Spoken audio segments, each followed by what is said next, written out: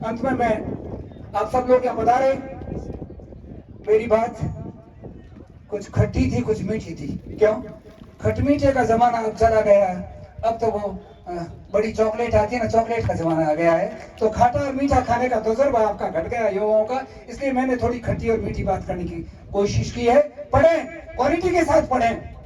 पढ़ने वाले बहुत सारे स्टूडेंट करते हैं, मनुष्य भी करता है, इसलिए शिक्षा के साथ संस्कार बहुत जरूरी है। और अंत में एक लाइन आपको मैं सुना करके मेरी बात संपन्न करना चाहता हूं।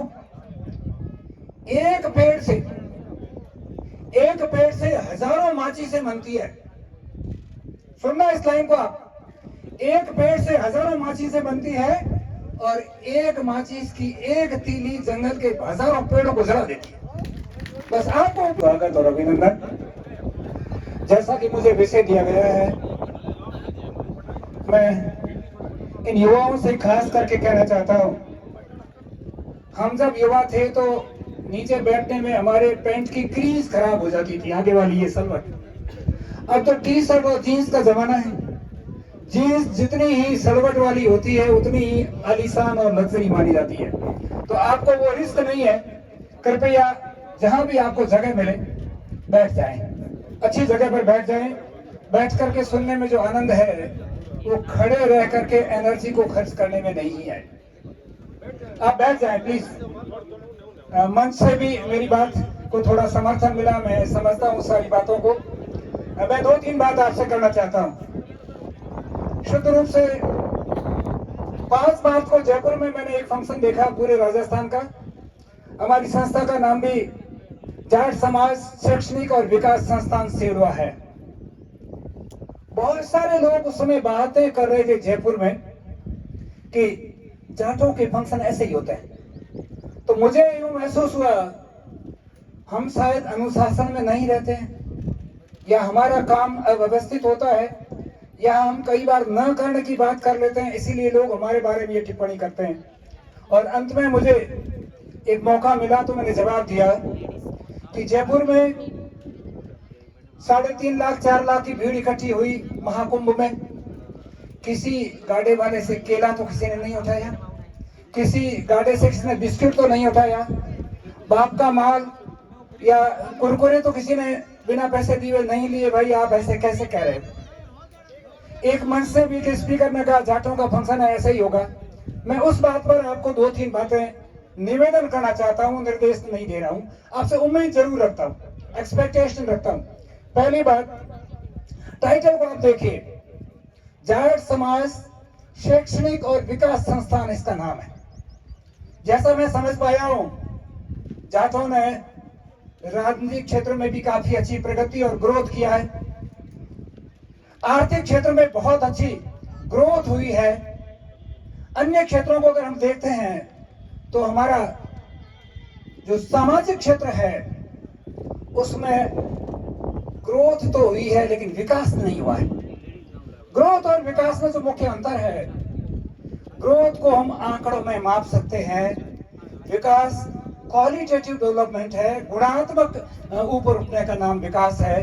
गुणों को हम महसूस कर सकते हैं, अनुभव कर सकते हैं, उनका लाभ उठा सकते हैं। गुणों की कमी तो हानि भोग सकते हैं, किंतु उनको हम आंखों से माइक्रोस्कोप से देख नहीं सकते, केवल अनुभूति की जा सकती है। उस विकास की अभी भी हमको बहुत अधिक जरूरत है।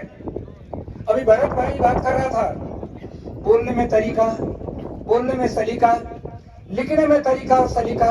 मेरा तजुर्बा है, मैं करीब 40 साल से सामाजिक मंच पर काम कर रहा हूँ।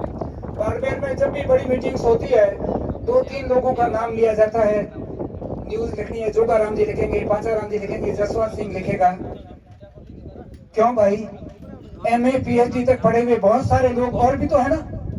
हमें बोलने का और लिखने का तरीका और सलीका भी आना चाहिए। हमें हमारे चरित्र को मजबूत करने की कला और जीवन का कौशल और जीवन की शिक्षा हमें विकसित करनी चाहिए। बाड़मेर जिले में बहुत सारी सामाजिक संस्थाएं स्थापित हो गई है। समाज का ढांचा जब तक मजबूत नहीं होगा, और खास करके कहना चाहता हूं, जाट समाज का ढांचा जब तक मजबूत और नैतिक मूल्यों पर आधारित नहीं रहेगा, तब तक हम चाहे दूसरे क्षेत्रों में कितना ही अधिक बढ़ जाएं, लेकिन अल्टीमेटली हमारा अंतिम लक्ष्य सामाजिक उत्थान है, समाज का विकास करना है, उसमें कमी रह जाएगी। मैं युवाओं से खास बात करता हूं, जब भी जाता हूं, आदमी की जिंदगी काका साहब कभी हो आप आइसक्रीम की तरह है। Human life is like an ice cream. Ice cream को तुम खाओगे तो भी गलेगी, नहीं खाओगे तो पड़ी पड़ी भी गलेगी। क्यों? सभी के पास में डीप फ्रीजर नहीं है जो 5 दिन तक उसको जिंदा रख ले।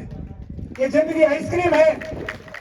भगवान ने आपको इंसान का जमाना दिया है, केवल बड़े हो गए, खा लिया पी लिया, शादी कर ली, बच्चे हो गए, नौकरी कर ली, सेवानिवृत्ति का फंक्शन कर दिया और एक दिन गोलोक धाम को चले गए। जीवन का अर्थ ये नहीं है।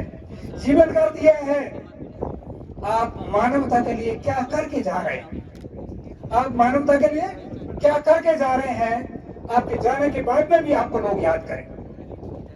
आज का जो जलसा है, खास करके हमारे पास में 25-26 नाम आ गए हैं कमरों की घोषणा करने वालों के।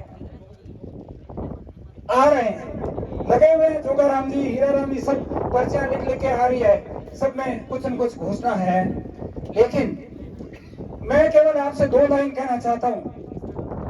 मांगू नहीं मर जाओ सो मैं निस्वार्थ रे काजा, मांगू नहीं मैं मर जाऊं सो निस्वार्थ रे काजा, परमार्थ रे कारण मन मांगत आवे नहीं लाजा। कर्नल साहब को भी कोई कागज जय साहब लिखना चाहते होंगे कुछ। स्वागत है आपका पूरा है। मैं सबके लिए मांगने की बात कर रहा हूं।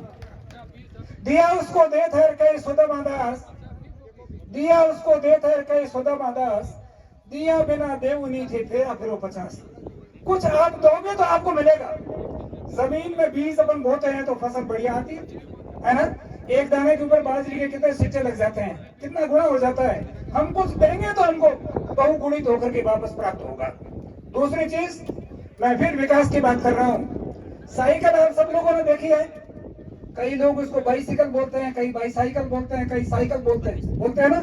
कितने टायर होते हैं उसमें? 2 टायर होते हैं। साइकिल में 2 टायर होते हैं।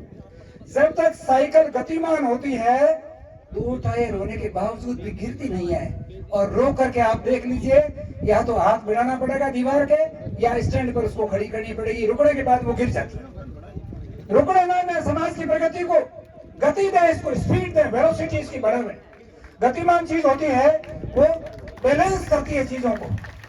हमने क्या किया, थोड़ा थोड़ा ठहराव आ गया बीच में। और एक खास करके मैं कहूं, जाटों का जलसा है, शुद्ध रूप से जाट की बात करूंगा। उत्पत्ति शिव से मानते हैं, शिव का अर्थ कल्याण होता है। 36 को और 18 वर्ण को देने वाली बिरादरी है हमारी जाटों की। मांगते हैं किसी से भी नहीं है, केवल एक भगवान से मांगते हैं और वो हमको खूब देता है। शिव जी ने कहा जाट को कि तेरे पूंछी और तेरी धोती में जब तक कारी रहेगी तब तक मैं तेरे को बहुत दूंगा, और जिस दिन तुमने कारी देना बंद कर लिया या फटे हुए के टांका लगाना बंद कर दिया, मैं भी तेरे को देना बंद कर दूंगा। लोक आख्यान में सुनी हुई बात है, मैं पास में नहीं था, मगर लोक आख्यान में लोग अनुभव के आधार पर ये बात कहते हैं। इसीलिए तो मुझे समझ में आ रहा है, जीन्स पहनने वालों ने नई जीन्स को भी फाड़ना चालू कर दिया है। शिव जी देखा उनको फाड़ करके पहनते हैं, पत्थर से रगड़ करके फाड़ के पहनते हैं। शिव जी देगा, कारी होगी तब देगा, बिना कारी तो देगा नहीं।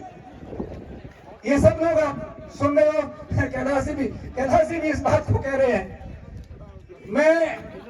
मैं जीन्स के खिलाफ नहीं हूं, मगर जाट का जो डीएनए और जाट का जो जीन्स है, जीन है हमारा, उसको बरकरार रखने की कोशिश करो। आर्थिक और राजनीतिक क्षेत्र में हमारी महत्वाकांक्षाएं दिन प्रतिदिन बहुत बढ़ती जा रही है, बड़े अच्छी बात है। सात्विक तरीके से बढ़े, इसमें कोई दो राय नहीं है। लेकिन हमारा सामाजिक ढांचा जो कमजोर हो रहा है, बस एक लाइन के बाद में मेरी बात पूरी करना चाहता हूं। लड़की के माँ और बाप अपनी हैसियत से ज्यादा उसकी शादी में, सगाई में, मुकलावे में खर्चा करते हैं। और लड़की ससुराल जाती है, 4-5 दिन के बाद में मैसेज आता है, या तो लड़का कहता है मैं इसको रखूंगा ही नहीं, या लड़की कहती मैं तो इसके रहूंगी ही नहीं।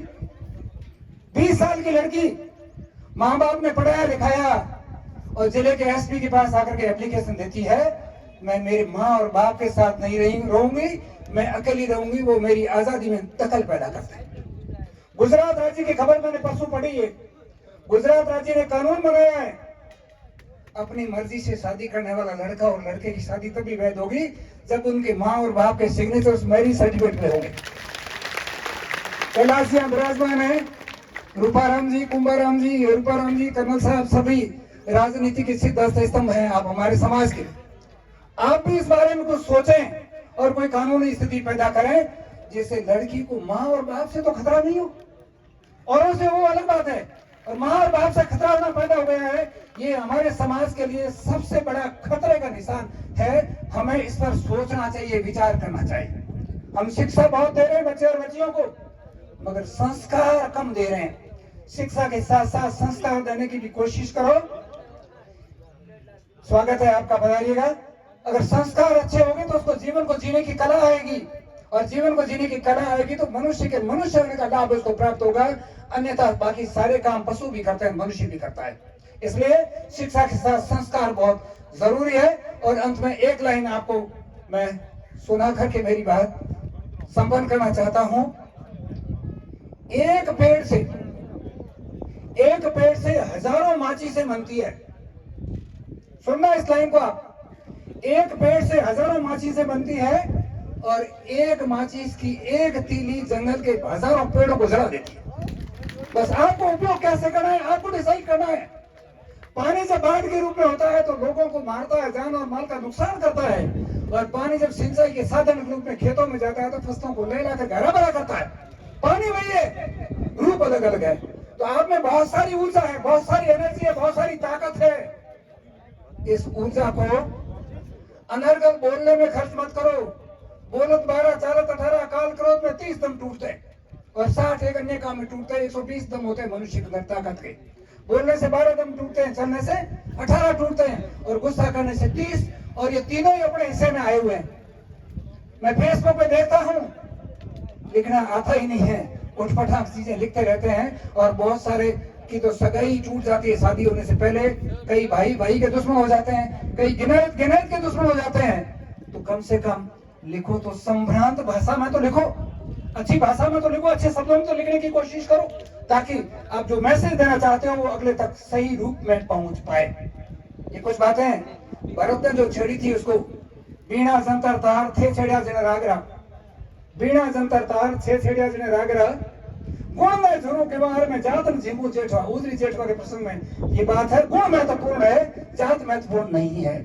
अंत में मैं आप सब लोग क्या बता रहे, मेरी बात कुछ खट्टी थी कुछ मीठी थी। क्यों? खट मीठे का जमाना अब चला गया, अब तो वो बड़ी चॉकलेट आती है ना, चॉकलेट का जमाना आ गया है। तो खाटा और मीठा खाने का तजुर्बा आपका घट गया युवाओं का, इसलिए मैंने थोड़ी खट्टी और मीठी बात करने की कोशिश की है। पढ़ें, क्वालिटी के साथ पढ़ें। पढ़ने वाले बहुत सारे स्टूडेंट हैं जो मेहनत तो बहुत करते हैं, लेकिन मेहनत कैसे की जाती है ये उनको मालूम ही नहीं है। माता और बहनें आंखों में जब काजल निकालती है तो रेख निकालना किसी किसी को आता है, आंखें तो काली सब करती है। तो विद्यार्थियों को मैं कहना चाहता हूँ, you should keep on smart study. Smart study वो है कम से कम समय और ऊर्जा के त्याग में अधिक से अधिक आप प्राप्त कर लो, वो स्मार्ट स्टडी है। अब जमाना स्मार्ट स्टडी का है। बाड़मेर जिले में लगभग सब जगह छात्रावास बन गए, कोचिंग सेंटर्स बन गए हैं। बाड़मेर में जिला मुख्यालय पर वीरेंद्र धाम नाम का एक बहुत बड़ा छात्रावास बन गया। 200 स्टूडेंट्स को उसमें एडमिशन दे दिया कॉम्पिटिटिव एग्जाम के जरिए। कैलाश जी, उसमें भी एक बहुत बड़ी बहस छिड़ी थी। एकेडमिक काउंसिल की मीटिंग में कहा गया कि इनकी 10वीं की मेरिट से एडमिशन दे दो, 12वीं की मेरिट से एडमिशन दे दो। किसी ने कहा साहब कैटेगरी वाइज कोटा बना लो, ओबी एससी एसटी जनरल ईडब्ल्यूएस के कोटा बना लीजिए, उसके बाद में दे दीजिए। पांचाराम चौधरी का एक मत था, इनको हमें आगे यूपीएससी और आरपीएससी की परीक्षाओं में कंपटीशन फेस करने के लिए तैयार करना है, तो यहाँ भी एडमिशन परीक्षा से ही दो। हमने एंट्रेंस एग्जाम आयोजित किया, 3128 फॉर्म आए, 928 को एग्जाम के योग्य पाया, 655 बैठे और उनमें से 200 को सेलेक्ट किया। 200 के 200 क्रीम है, माखन है, डालडा नहीं है, पामोलिन नहीं है, खोटा नहीं है, तेल नहीं है, वो सारे के सारे क्रीम है, टैलेंट है। और मेहनत अगर हम सब लोगों ने की, आप सब लोगों का सहयोग रहा, तो 2-3 साल के बाद में वीरेंद्र धाम भी वैसे ही परिणाम देगा जैसा आपका 50 विलेजर्स भरत की और डॉक्टर्स की मेहनत से आपको दे रहा है। लेकिन जरूरत है लगातार मेहनत करने की, लगातार लगे रहने की, लगातार उनको जगाने की और जगते रहने की। इन्हीं बातों के साथ मैं मेरी बात पूरी करना चाहता हूँ।